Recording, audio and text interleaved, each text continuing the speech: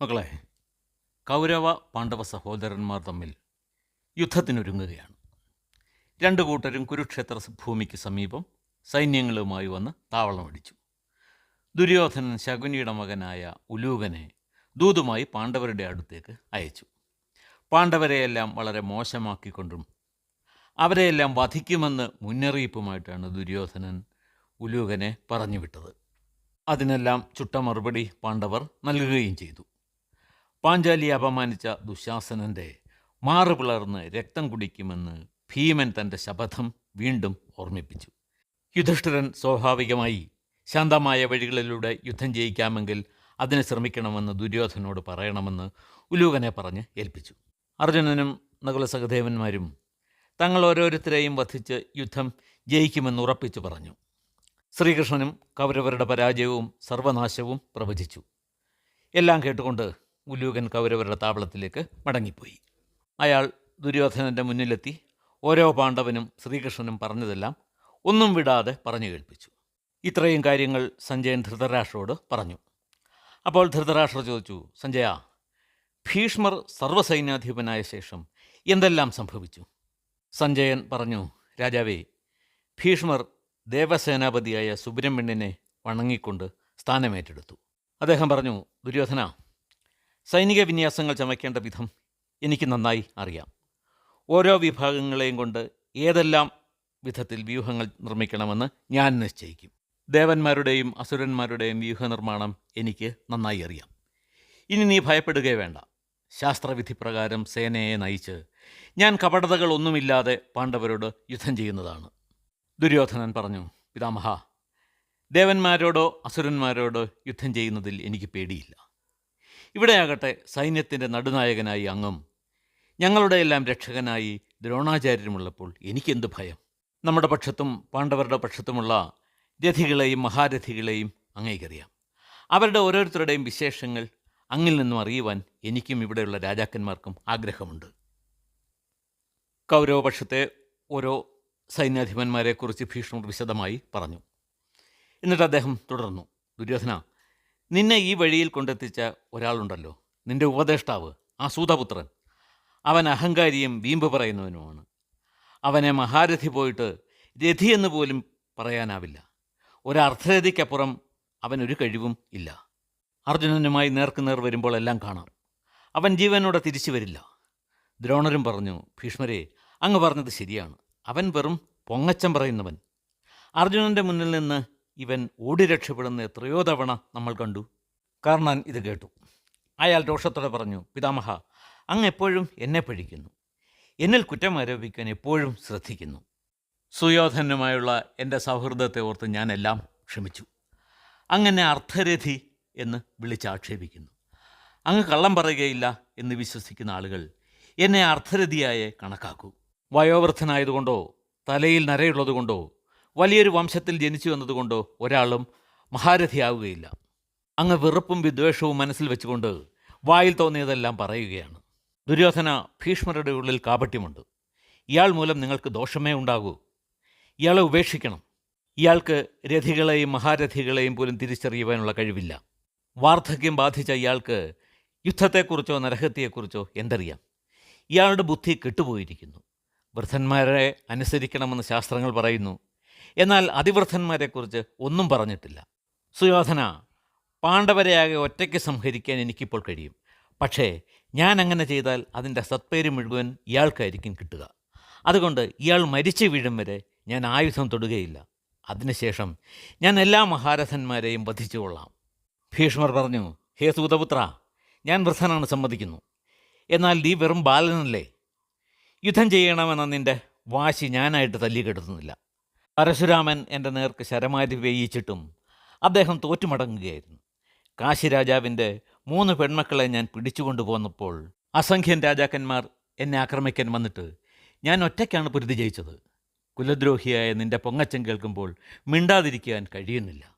ഇവർ തമ്മിലുള്ള വാക്കുതർക്കം അവസാനിക്കുന്നില്ല എന്ന് മനസ്സിലാക്കിയപ്പോൾ ദുര്യോധനൻ ഇടപെട്ടു. പിതാമഹ, നിങ്ങൾ രണ്ടുപേരും എന്നെ സഹായിക്കാൻ വന്നവരാണ്. ഇപ്പോഴേ ഇങ്ങനെ അഭിപ്രായ വ്യത്യാസമുണ്ടായാൽ അങ്ങ് ശത്രു സൈന്യത്തിലുള്ള രഥികളെയും മഹാരഥികളെയും കുറിച്ച് പറയൂ. ശത്രുക്കൾ എത്രമേൽ ശക്തരാണെന്ന് അറിയാമല്ലോ. ഭീഷ്മർ പറഞ്ഞു, രാജാവേ, കൗരവപക്ഷത്തുള്ളവരെക്കുറിച്ച് ഞാൻ വിശദീകരിച്ചു കഴിഞ്ഞു. ഇനി പാണ്ഡവപക്ഷത്തുള്ള ശൂരന്മാരെക്കുറിച്ച് പറയാം, കേട്ടുകൊള്ളൂ. മക്കളെ, ഇവിടെ നമ്മൾ രഥി, മഹാരഥി, അർദ്ധരഥി എന്നൊക്കെ ചില വിശേഷണങ്ങൾ പറയുകയുണ്ടായി. ഇത് എന്താണെന്ന് നമുക്കൊന്ന് നോക്കാം. എല്ലാ സൈനിക വിഭാഗത്തിനും പോലീസ്, മിലിട്ടറി, നേവി, എയർഫോഴ്സ്, മറ്റ് ഇതര യൂണിഫോമിട്ട ഔദ്യോഗിക ഭാരവാഹിത്വമുള്ള ഓരോരുത്തർക്കും അവരുടെ ശൂരത്വം അനുസരിച്ച് ഓരോ സ്ഥാനങ്ങൾ നിശ്ചയിച്ച് കൊടുക്കാറുണ്ട്. ഇപ്പോൾ പോലീസിൽ sub inspector, circle inspector, DYSP, SP എന്നൊക്കെ പറയുന്നത് പോലെ യുദ്ധത്തിൽ പങ്കെടുക്കുന്ന സൈനികർക്ക് അവരുടെ യുദ്ധ നൈപുണ്യത്തിൻ്റെയും തന്ത്ര ആവിഷ്കരണ പാടവത്തിൻ്റെയും പ്രാധാന്യം പരിഗണിച്ചുകൊണ്ട് അവർക്കോരോ സ്ഥാനങ്ങൾ നൽകുന്നു. ഈ സ്ഥാനങ്ങളിൽ പ്രധാനപ്പെട്ട ഒന്നാണ് രഥികൾ എന്ന് അറിയപ്പെടുന്നത്. നമുക്ക് ആ സ്ഥാനം എന്തൊക്കെയാണെന്നൊന്ന് പരിശോധിക്കാം. അതിന് ചതുരംഗപ്പടയുടെ രീതി എന്താണെന്ന് അറിഞ്ഞെങ്കിൽ മാത്രമേ നമുക്കതിനെക്കുറിച്ച് വിശദമായി പറയുവാൻ കഴിയുകയുള്ളൂ. ഒരു ചതുരംഗപ്പട എന്ന് പറയുന്നത് 4 വിഭാഗം സൈനികരെ ഉൾപ്പെടുത്തിയിട്ടാണ് രൂപീകരിക്കപ്പെട്ടിട്ടുള്ളത്. അവ കാലാൾപ്പട, കുതിരപ്പട, ആനപ്പട, രഥസൈന്യം എന്നിവയെ ആണ് ചതുരംഗപ്പട എന്ന് പറയുന്നത്. അതിൽ ആദ്യത്തേത് കലാൾപ്പട തന്നെയാണ്. ഒരു സൈനികൻ മാത്രം ഉൾപ്പെടുന്ന ഈ ആളിനെ പടയാളി എന്ന് വിളിക്കുന്നു. കുതിരകളുടെ മുകളിലിരുന്ന് യുദ്ധം ചെയ്യുന്ന യോദ്ധാവിനെ അശ്വാരോഹി എന്ന് അറിയപ്പെടുന്നു. ഇത് 12 കാലാൾ സൈന്യത്തിന് തുല്യമാണ്. അടുത്തത് ഗജം എന്ന് വിളിക്കുന്നു. ആനപ്പുറത്തിരുന്ന് യുദ്ധം ചെയ്യുന്ന യോദ്ധാവിനെയാണ് ഗജാരോഹി എന്ന് പറയുന്നത്. ഇതിൽ ഒരു ഗജാരോഹി തന്നെ 12 അശ്വയോദ്ധാക്കൾക്ക് തുല്യമായി കണക്കാക്കപ്പെടുന്നു. ഇനിയുള്ളത് രഥസൈന്യമാണ്. ഇവിടെയാണ് ഈ സ്ഥാനങ്ങൾ നൽകിയിട്ടുള്ളത്. ആദ്യത്തെ ഒരു വിഭാഗത്തിനെ അർദ്ധരഥി എന്ന് വിളിക്കുന്നു. ഒരു രഥത്തിലിരുന്ന് യുദ്ധം ചെയ്യുന്ന ഒരു യോദ്ധാവിനെയാണ് അർദ്ധരഥി എന്ന് പറയുന്നത്.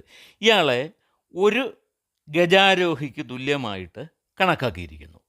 അടുത്ത സ്ഥാനത്തിന് രഥി എന്ന് പറയുന്നു. 12 അർദ്ധരഥികൾക്ക് തുല്യമായി ഉണ്ടാകുന്ന ഒരു രഥയോദ്ധാവിനെയാണ് രഥി എന്ന് വിളിക്കുന്നത്. അടുത്ത സ്ഥാനത്തിന് അതിരഥി എന്നാണ് പേര്. 12 രഥികൾക്ക് തുല്യമായി യുദ്ധം ചെയ്യുന്ന ഒരു യോദ്ധാവിനെയാണ് അതിരഥി എന്ന് വിളിക്കുന്നത്. അടുത്ത സ്ഥാനം മഹാരഥി എന്നാണ് അറിയപ്പെടുന്നത്.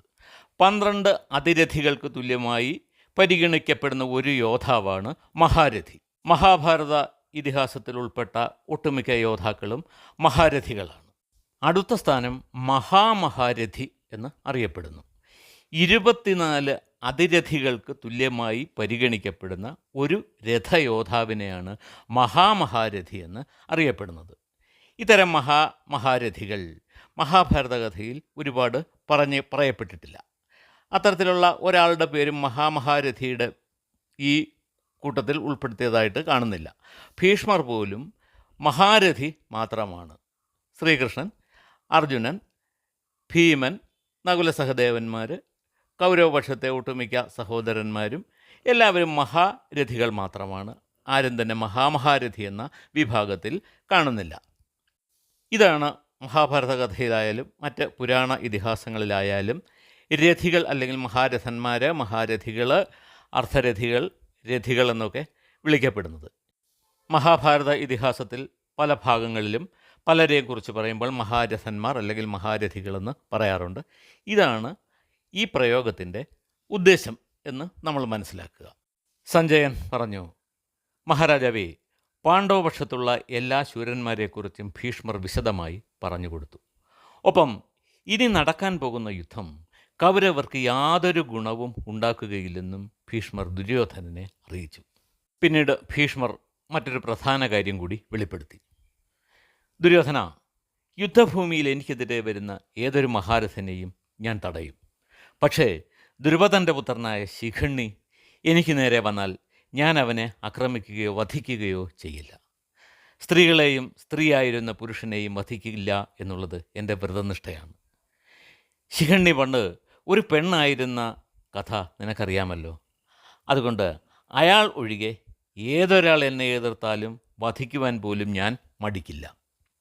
അപ്പോൾ ദുര്യോധനൻ ചോദിച്ചു, പിതാമഹ, യുദ്ധത്തിൽ പൊരുതുന്നത് ശിഖണ്ഡിയാണ് എന്നതുകൊണ്ട് എന്താണ് പ്രശ്നം? ഭീഷ്മർ പറഞ്ഞു, ദുര്യോധന, അതിന് കാരണമുണ്ട്. പണ്ട് എൻ്റെ പിതാവായിരുന്ന ശന്തനു മഹാരാജാവ് സ്വർഗം പൂകിയ ശേഷം എൻ്റെ പ്രതിജ്ഞ അനുസരിച്ച് ചിത്രാംഗതനെ ഞാൻ രാജാവാക്കി. അയാളും മരിച്ചപ്പോൾ വിചിത്രവീര്യനെ രാജാവാക്കി. അയാൾ കൗമാരക്കാരൻ ആയിരുന്നതിനാൽ ഭരണകാര്യങ്ങളിൽ എൻ്റെ സഹായം ആവശ്യമായി വന്നു. അയാൾക്ക് വിവാഹപ്രായമായപ്പോൾ ഞാൻ തന്നെ വധുവിനെ തേടുവാൻ തുടങ്ങി. ആ ഇടയ്ക്ക് കാശി രാജാവിൻ്റെ 3 പുത്രിമാരായ അംബ, അംബിക, അംബാലിക എന്നിവരുടെ സ്വയംവര വിളംബരം അറിഞ്ഞ് ഞാൻ തന്നെ കാശിയിൽ എത്തി. സ്വയംവരത്തിന് വന്നവരിൽ ഏറ്റവും പരാക്രമിയായ ആൾക്ക് ഈ കന്യകമാരെ നൽകുമെന്ന് രാജാവ് വിളംബരം ചെയ്തു. ഞാൻ ഒറ്റയ്ക്ക് ചെന്ന് ആ 3 പെൺകുട്ടികളെയും പിടിച്ചിറക്കി തേരിൽ കയറ്റി ഇരുത്തി. എന്നിട്ട് ഞാൻ വീണ്ടും വീണ്ടും വിളിച്ചു പറഞ്ഞു, ശന്തനു മഹാരാജാവിൻ്റെ പുത്രനായ ഭീഷ്മർ ഇതാ ഈ പെൺകുട്ടികളെ കൊണ്ടുപോകുന്നു.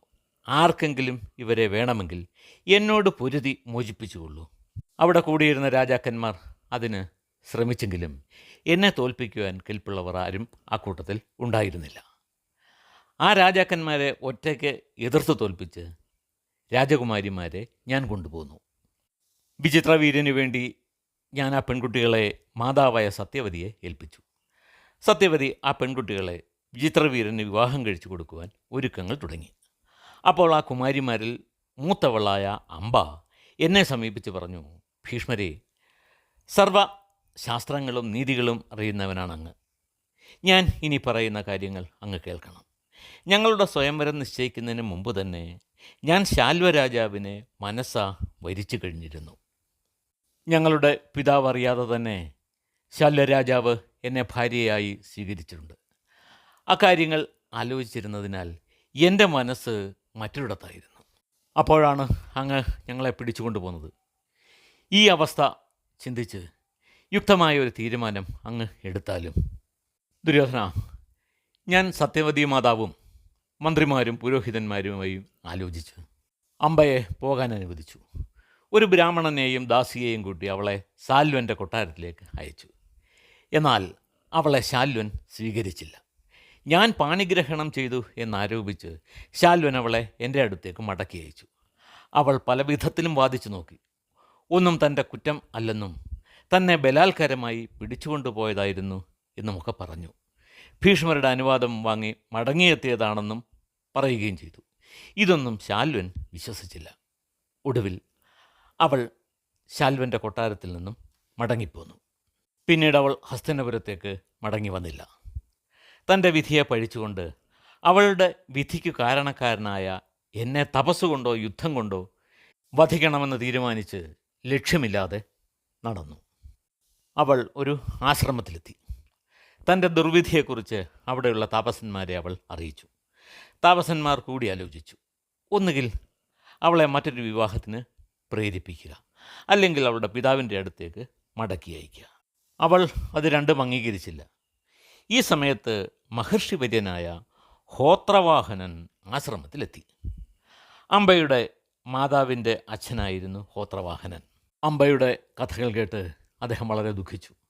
അവളോട് പറഞ്ഞു, മകളെ, നീ ഇനി പിതാവിൻ്റെ അടുത്തേക്ക് മടങ്ങിപ്പോകേണ്ട. നീ പരശുരാമനെ ചെന്ന് കാണും. എന്നെ അദ്ദേഹത്തിന് അറിയാം. നിൻ്റെ ആഗ്രഹം എന്തായാലും അദ്ദേഹം സാധിച്ചു തരും. ഇപ്പോൾ അദ്ദേഹം മഹേന്ദ്ര പർവ്വതത്തിലുണ്ട്. അപ്പോൾ പരശുരാമൻ്റെ ശിഷ്യനായ അകൃതവ്രണൻ എന്ന മഹർഷി അവിടെ എത്തി. ഹോത്രവാഹനനെ കാണുവാൻ വേണ്ടി പരശുരാമൻ അടുത്ത ദിവസം തന്നെ എത്തിച്ചേരുമെന്ന് അകൃതവ്രണൻ അറിയിച്ചു. അടുത്ത ദിവസം പരശുരാമൻ ആശ്രമത്തിൽ എത്തിച്ചേർന്നു.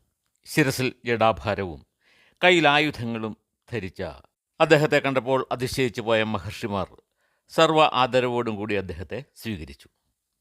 കുശല പ്രശ്നങ്ങൾ എല്ലാം കഴിഞ്ഞപ്പോൾ ഹോത്രവാഹനൻ അംബയുടെ വിശേഷം പരശുരാമനെ അറിയിച്ചു. അംബ കാര്യങ്ങൾ വിശദമായി പരശുരാമനോട് പറഞ്ഞു. എല്ലാം കേട്ട് പരശുരാമൻ മഹർഷിമാരെയും അംബയെയും കൂട്ടി കുരുക്ഷേത്രത്തിലേക്ക് എത്തി. സരസ്വതി നദിയുടെ തീരത്ത് അവർ താമസമാക്കി.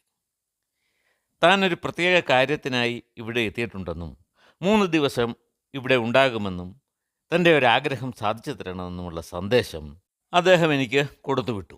ഞാനാകെ അത്ഭുതപ്പെട്ടു പോയി. വേഗം തന്നെ അദ്ദേഹത്തെ കാണുവാൻ വേണ്ടി പുറപ്പെട്ടു.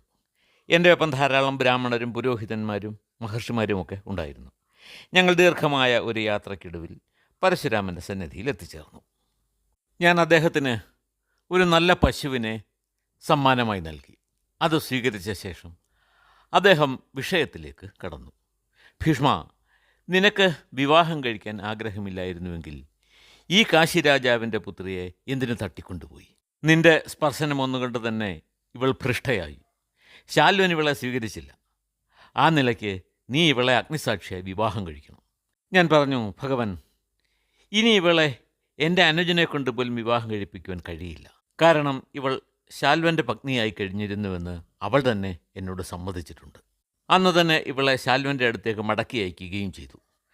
ഒരു കാരണവശാലും ക്ഷത്രിയധർമ്മം വെടിയുവാൻ എനിക്ക് കഴിയില്ല. പരശുരാമൻ്റെ കണ്ണുകൾ ചുവന്നു. കോപത്താൽ അടിമുടി വിറച്ചുകൊണ്ട് അദ്ദേഹം എൻ്റെ കണ്ണുകളിലേക്ക് സൂക്ഷിച്ചു നോക്കി. കഥയുടെ ബാക്കി ഭാഗം നമുക്ക് അടുത്ത ദിവസം കേൾക്കാം.